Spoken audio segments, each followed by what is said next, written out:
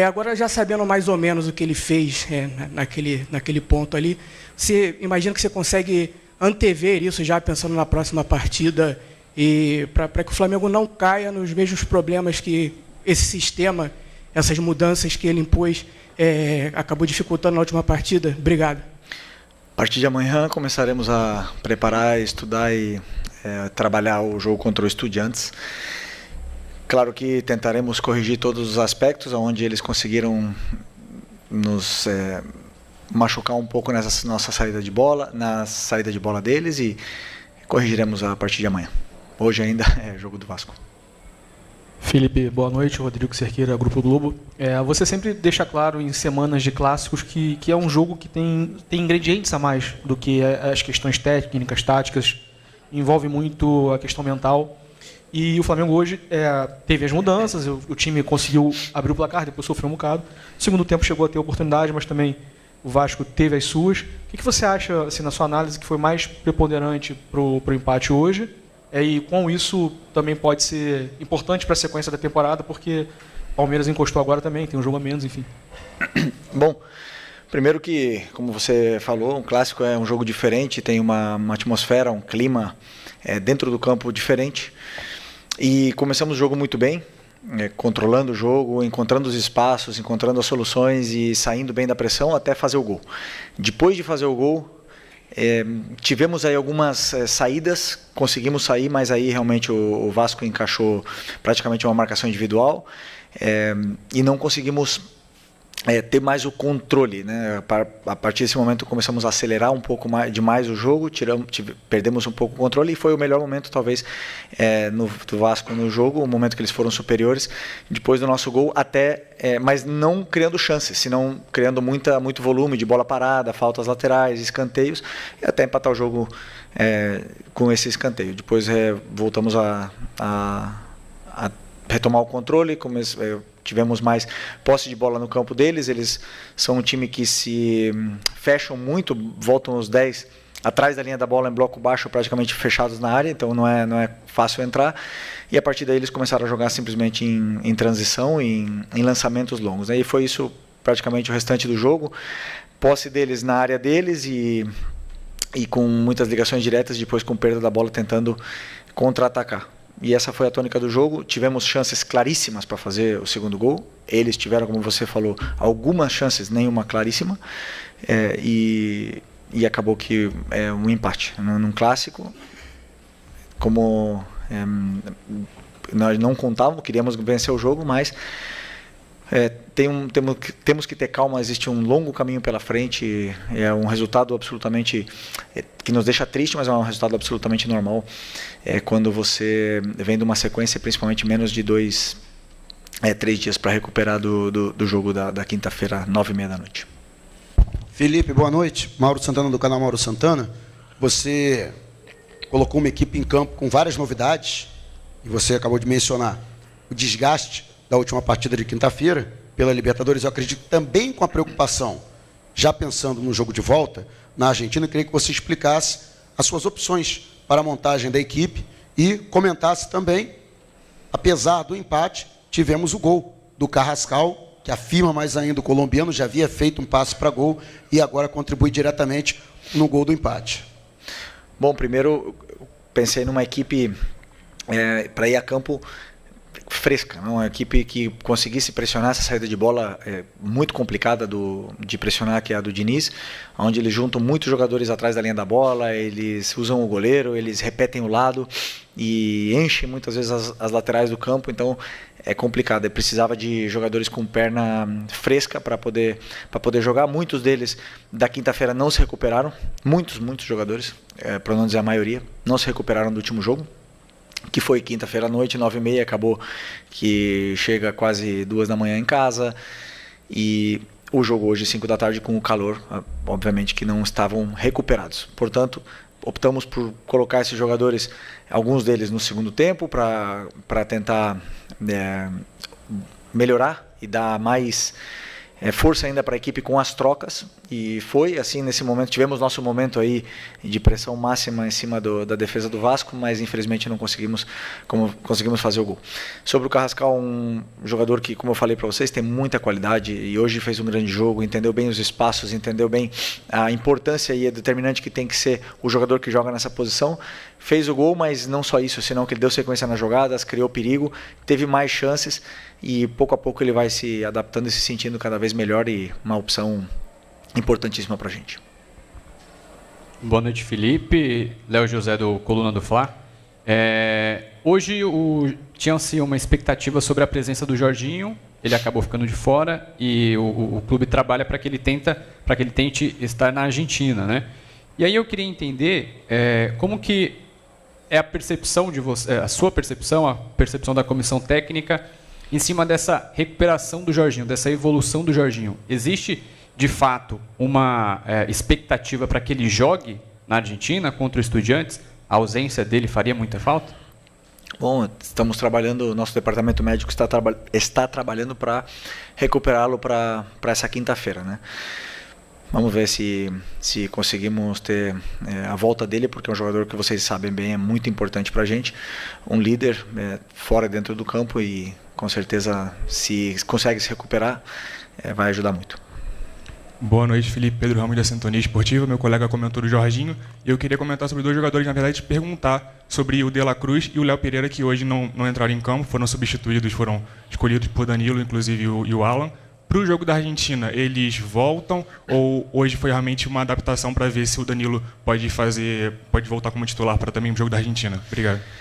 Para isso, vamos ter que esperar quinta-feira para a hora que sair a escalação, né? Mas, como eu falei para vocês, alguns jogadores não se recuperaram, e o Nico era um deles. Depois de 90 minutos, depois de muito tempo, não estava recuperado para poder performar da mesma forma que foi o último jogo. Boa noite, Felipe Luiz de Migo, canal Futepapo. A gente vê o Flamengo criando muito, tentando o tempo todo, às vezes falta um pouquinho, às vezes um pouco de sorte, mas também essa sequência agora para o final do ano é só pedreira, é só jogo importante, é só jogo decisivo. O que você pensa aí que você pode fazer para deixar a galera mais tranquila e até encarar essa maratona final para conseguir o objetivo aí de ser campeão? Não, como eu falei para vocês, calma e tranquilidade. Os resultados a gente não controla, né? Nós não podemos achar que vamos ganhar todos os jogos daqui até o final do ano. Queremos, vamos trabalhar para isso, mas o resultado nós não controlamos. Controlamos o nosso trabalho, o nosso dia a dia, e fazer com que os jogadores continuem acreditando nesse caminho que foi traçado e que eles vêm seguindo e vêm performando de uma forma esplêndida, e não se desviar, não deixar que os resultados afetem na parte mental, porque muitas vezes acontecem as oscilações com a sequência de jogos, né? Então, nosso time está jogando bem, está criando, está fazendo grandes atuações, e entender que esse resultado de hoje temos que apagar o mais rápido possível para poder estar com a cabeça boa para essa volta da Libertadores. Felipe, Isaac, Flavoz, hoje você mencionou a questão do fator calor, a questão também da renovação dos jogadores, mas eu observei uma questão um pouco diferente na proposta de jogo do Flamengo. Hoje o Rossi, ele deu mais chutões para frente, procurando jogadas mais nas laterais, com os jogadores tentando quebrar a barreira do Vasco, e um meio de campo hoje também que não conseguia fazer muita ligação. Era realmente muito da defesa para o ataque. No caso, o Vasco conseguiu taticamente mudar a forma do Flamengo jogar, ou hoje realmente você mudou a forma do Flamengo jogar para esperar de repente o Vasco ali entregar um pouco mais a bola e o Flamengo conseguir avançar mais? Não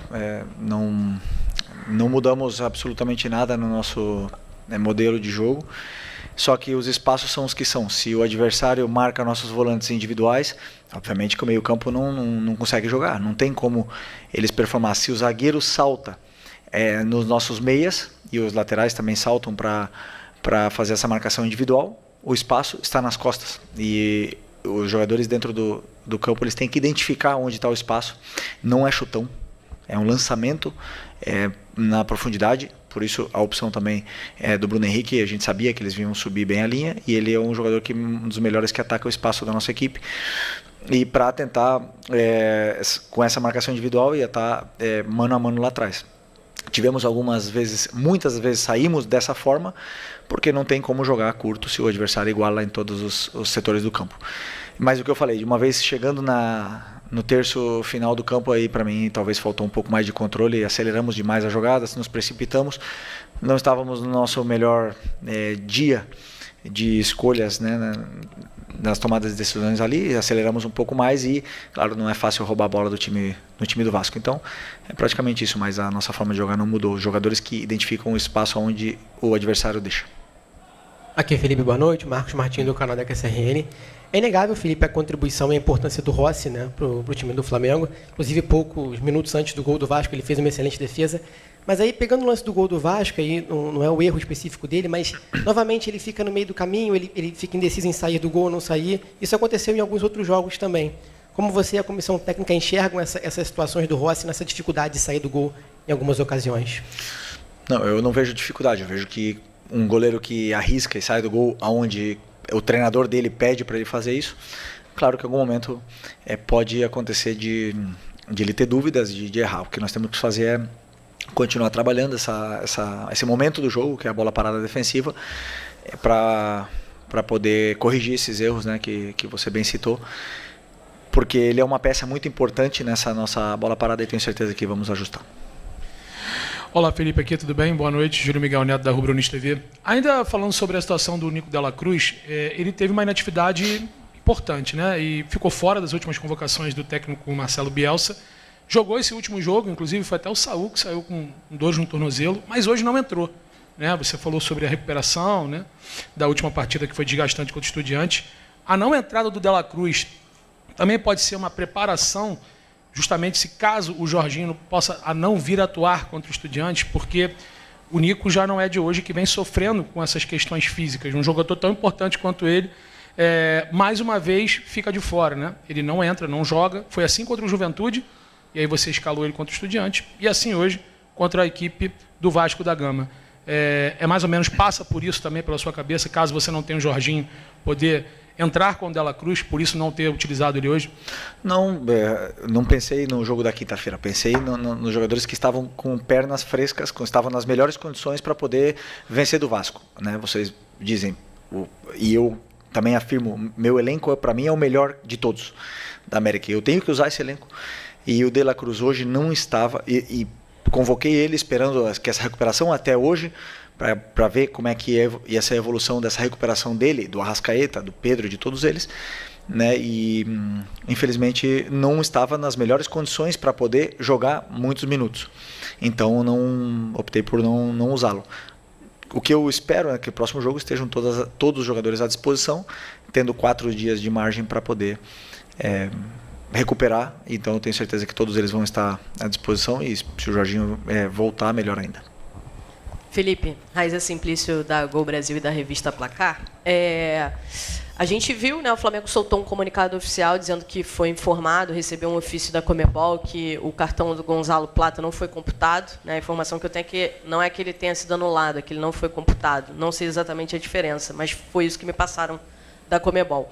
E aí, lá na Argentina, as pessoas, os dirigentes do Estudiantes, pessoas ligadas ao Estudiantes, estão dizendo que não receberam nada da Conmebol, que se isso acontecer, eles vão fazer pressão em cima da Conmebol, enviar o ofício contra. A gente viu que o Gonzalo Plata também jogou hoje 77 minutos, calor, aquilo tudo. Eu queria saber se você está contando com o Gonzalo Plata para o jogo da volta, né, pelo fato da Conmebol ter enviado esse ofício ao Flamengo. Como é que está essa situação em relação a isso?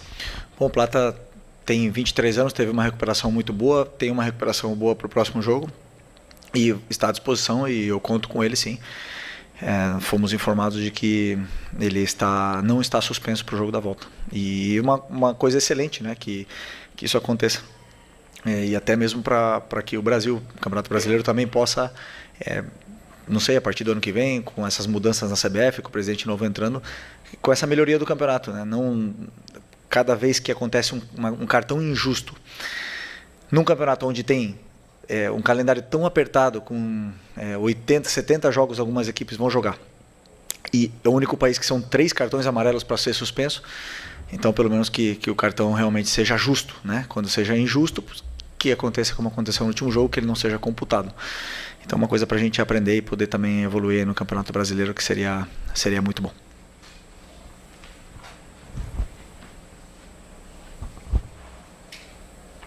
Sou eu? Vai lá.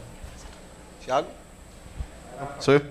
Felipe, tudo bem? Boa tarde. Gabriel Orfa, canal Paparazzo Rubro-Negro e Revista Placar. Felipe, o Flamengo tem 2 jogos importantes agora na sequência, contra o Estudiantes quinta e domingo contra o Corinthians. E o Flamengo dessa vez vem com uma logística diferente do habitual, né? O Flamengo, na véspera do jogo, costuma treinar de manhã no Ninho e viajar à tarde. Agora o Flamengo treina terça no Ninho, viaja para a Argentina, tem treino no CT do Defesa e Justiça, depois vai para São Paulo direto, treina no CT do São Paulo. Como é que você enxerga essa mudança na logística do Flamengo? Você acha que isso dos jogadores estarem só entre si, junto da comissão técnica, também pode ser essencial, talvez para uma concentração maior nesses 2 jogos que podem ser tão importantes aí ao longo da temporada? Obrigado. Não, acredito que a parte da logística foi muito bem estudada e muito bem feita, está sendo muito boa em todo esse campeonato, onde temos que agradecer muito, porque o que nós esperamos é que os jogadores, com as viagens e com a sequência de jogos, eles cheguem e entrem no campo o melhor possível, mais saudáveis e o mais, talvez, como eu venho citando, frescos, né, para entrar no campo. E a escolha por essa logística foi por isso, para que os jogadores pudessem ter uma recuperação completa da viagem, para que pudessem ter uma recuperação completa e não carregar muito de aeroporto, ônibus em todas as viagens, porque seriam muitas viagens e poucos dias para recuperar de um jogo para o outro. Então optamos por essa escolha que na mente é a melhor. Felipe aqui, boa noite. Felipe, pensando um pouco nessa maratona de jogos, né, e eu queria voltar no assunto bola parada, porque o gol que o Flamengo toma hoje de empate é muito parecido do gol que tomou contra o Ceará, que também foi um empate, ficou 2 pontos ali pelo caminho. O Flamengo que briga ponta a ponta aí com o Palmeiras e com o Cruzeiro. O que você pensa em consertar, principalmente nessas bolas paradas, para que o Flamengo não deixe mais esses pontos pelo caminho e não perca mais esses pontos de agora para frente, já que todos os jogos aí, tanto da Libertadores como também do Brasileiro, são importantes. Obrigado. Bom, a bola parada, como todas as outras fases do jogo, são treinos, trabalhos e correções e correção dos erros e melhorias. Então agora nós vamos estudar junto com a comissão, estudar o que aconteceu, o que vem acontecendo. O nosso time é muito sólido na bola parada. Você citou esse gol do Ceará, esse outro gol, mas tomamos poucos gols de bola parada e realmente fizemos muitos gols de bola parada. Temos que continuar insistindo, correção do erro para poder sempre evoluir em cima de cada jogo que vai passando. Boa noite, Felipe. Aqui. Boa noite. Sidão Marinho da Litoral News. O Flamengo perdeu 4 pontos para o Vasco no Campeonato Brasileiro, foram 2 empates. É um duelo de uma equipe que briga na parte de cima contra uma equipe que briga contra o rebaixamento. Você acredita que, com base naquilo que não pode perder de equipes da parte baixa, é algo que acontece porque é um clássico, e aí teve aquela discussão no início do ano, se era um clássico, se não era mais um clássico, ou a qualidade do elenco do Vasco também entra em ação para que esses resultados possam ter acontecido, de 4 pontos perdidos pelo Flamengo? Primeiro que o Campeonato Brasileiro é muito competitivo, é muito difícil vencer no Campeonato Brasileiro. Não sei, eu vi agora no celular que o Corinthians perdeu para o Sport, que é o último. É muito complicado, tem viagens, tem vários inúmeros outros fatores, tem jogadores grandes, o Vasco se reforçou agora nessa janela, o treinador do Vasco, todo mundo conhece o difícil que é jogar contra o Diniz, o tanto que ele melhorou essa equipe. E o fator clássico, Flamengo e Vasco sempre vai ser clássico, sempre. E existe essa atmosfera, esse ambiente diferente que muda os jogadores e faz que o jogo seja mais aberto, no caso, como foi o jogo hoje. Então, infelizmente perdemos aí, como você falou, 4 pontos, mas é uma maratona, ainda são muitos jogos pela frente. O que nós temos que, como eu falei, é não entrar em desespero em nenhum momento, ter calma e tranquilidade que os tropeços podem vir, mas o que o time tem que manter na solidez, porque o resultado a gente não controla, e sim a nossa performance, que estaremos sempre mais perto de ganhar se a gente joga da forma que a gente sabe. E esse é o caminho agora com essa sequência de jogos que vem pela frente.